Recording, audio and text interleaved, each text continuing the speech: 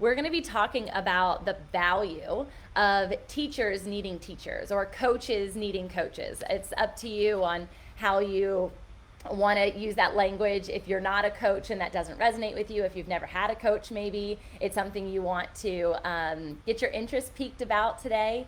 But another way to look at it is leaders needing leaders, and how important it is to have active leaders who are currently alive.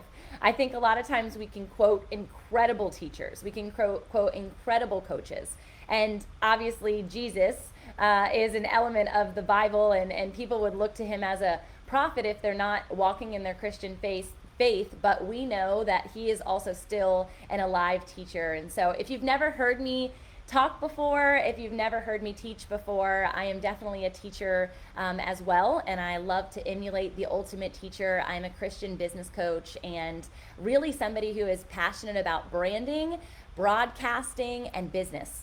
And I think that the ultimate element of step one has to start with self, and it has to start with your being, your identity. And if you are operating out of anybody else's identity, anybody else's expectations of your identity, you can fall flat on your face. So I'm Tamra. I'll be teaching you for the next couple of minutes.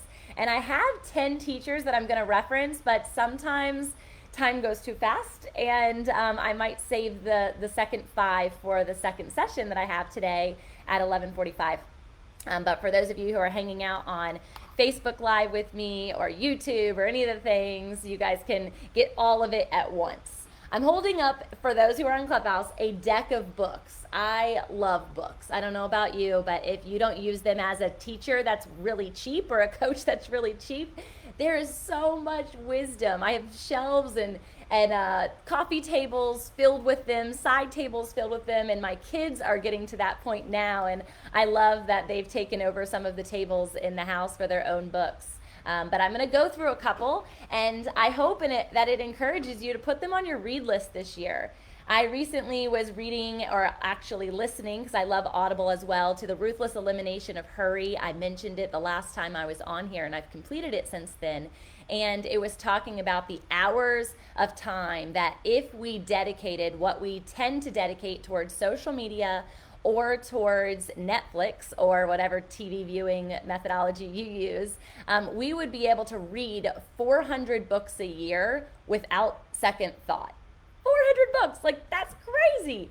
And so I want you to have that not as a goal, because sometimes goals can land flat, just like Marvin said, around resolutions, and you can feel like you're chasing after something that feels like you've lost already before you've started, and that's not the heart of the Father, and that's not the heart of wisdom even. And so we're going to talk about these 10 teachers. Are you guys ready? I hope you're taking notes, and if not, you can come back to them, but know that there's also all of these books as references. The first teacher that I want to notate to you is someone that is new to me. I am in the midst of this sonship training, and it's a discipleship course, and it's incredible. It's one of my close dear friends who is also a bass guitarist and an incredible teacher. He actually taught at our last conference that, for those who don't know, we've changed the conference name to the Founder Con. We've got the nonprofit of the Founder Collective for trailblazers, founders, innovators. It goes to the acronym FIT, so founders, innovators, and trailblazers. I said it out of order.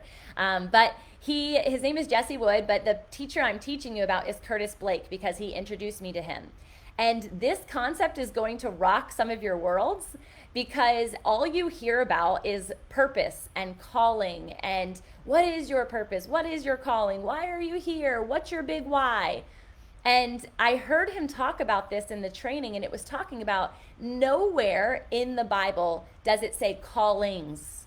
Nowhere does it say that each of you have an individual calling. We have gifts with a plural S, meaning your gift might be different than my gift, and you might be a teacher, you might be a trainer, you might be a coach, you might not be any of those things. You might be a prophet, you might be an evangelist. I don't know what your gift is, but I'm sure you could pinpoint it. But your calling is the same as mine.